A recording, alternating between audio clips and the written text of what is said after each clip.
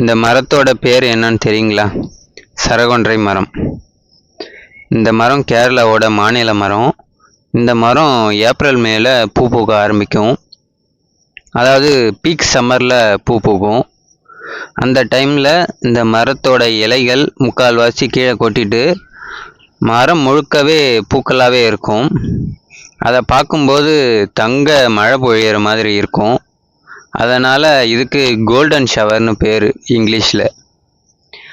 இது நல்ல வறட்சியை தாங்கி வளரக்கூடிய மரம். அதனால் ரோட்டோரத்தில் இந்த மரத்தை வளர்க்கலாம். இந்த மரம் சுமார் 50 ஆண்டுகள் வரைக்கும் வளர்ந்துட்டே இருக்கும்.